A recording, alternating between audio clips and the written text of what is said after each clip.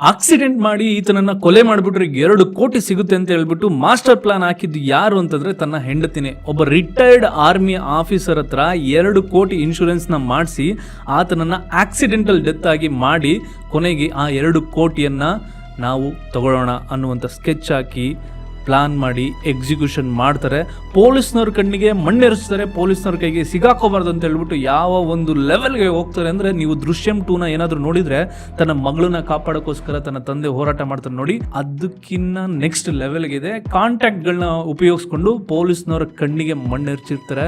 ಪೊಲೀಸ್ನವರು ಅಕಸ್ಮಾತ್ ಈ ಒಂದು ವಿಷಯವನ್ನು ಅಬ್ಸರ್ವ್ ಮಾಡಿಲ್ಲ ಅಂದಿದ್ರೆ ಈ ಕೇಸಲ್ಲಿ ಅಕ್ಯೂಸ್ಡ್ ಇವರೇ ತನ್ನ ಹೆಂಡತಿನೇ ಗಂಡನನ್ನ ಕೊಲೆ ಮಾಡಿದ್ದು ಅಂತ ಕಂಡುಹಿಡಿಯೋಕೆ ಅಸಾಧ್ಯ ಆಗ್ತಿತ್ತು. ಸೊ ಏನದು ಬೆಳಗಾವಿನಲ್ಲಿ ನಡೆದಂತ ಈ ಒಂದು ಕೇಸು, ತನ್ನ ಗಂಡನನ್ನ ಈಕೆ ಯಾಕೆ ಕೊಲೆ ಮಾಡಿದ್ಲು, ಕೊಲೆ ಮಾಡೋದಕ್ಕೆ ಯಾರ್ಯಾರೆಲ್ಲ ಸಹಾಯ ಮಾಡಿದ್ರು, ಯಾವ ಒಂದು ರೀತಿ ನೆಟ್ವರ್ಕ್ ನ ಬೆಳೆಸ್ಕೊಂಡು ಹೋದ್ರು. ಇನ್ಫ್ಯಾಕ್ಟ್ ಈ ಅಕ್ಯೂಸ್ಡ್ ಅವರ ತಾಯಿ ಇಲ್ಲ ಅಂದಿದ್ರೆ ಈ ಕೇಸು ಬೇಗ ಸಾಲ್ವ್ ಆಗಿರೋದು. ಬಟ್ ಅವರ ತಾಯಿ ಏನೋ ಒಂದು ಮಾಡಿದರೆ ಅದರಿಂದ ಈ ಕೇಸು ಲೇಟ್ ಆಗಿ ಸಾಲ್ವ್ ಆಗುತ್ತೆ. ಅಂಡ್ ಆಲ್ಸೋ ಈಕೆ ಜೊತೆಗೆ ಯಾರು ಕೈ ಜೋಡಿಸಿದ್ದು ಅಂತ ನೀವು ನೋಡೋದಾದ್ರೆ ಅದನ್ನು ಕೂಡ ನೀವು ಗಾಬರಿ ಆಗ್ತೀರಾ. ಅಂಡ್ ರಿಟೈರ್ಡ್ ಆರ್ಮಿ ಆಫೀಸರ್ ಹೆಂಡತಿ ಈ ತರ ಕೇಸ್ಗಳನ್ನ ನೋಡ್ತಾ ಹೋದ್ರೆ ಸಮಾಜದಲ್ಲಿ ಎಷ್ಟು ಘಾತಕರಿದ್ದಾರೆ ದುಡ್ಡಿಗೋಸ್ಕರ ಅಂತ ಥೂ ಅನ್ಸುತ್ತೆ. ಪೊಲೀಸ್ನವ್ರು ಕೊಟ್ಟಂತ ಸ್ಟೇಟ್ಮೆಂಟ್ ಆಧಾರವಾಗಿ ಇಟ್ಕೊಂಡು ಈ ವಿಡಿಯೋನ ಮಾಡ್ತಾ ಇದ್ದೀನಿ. So let's get into Sandeep ಮಂಜರಗಿ.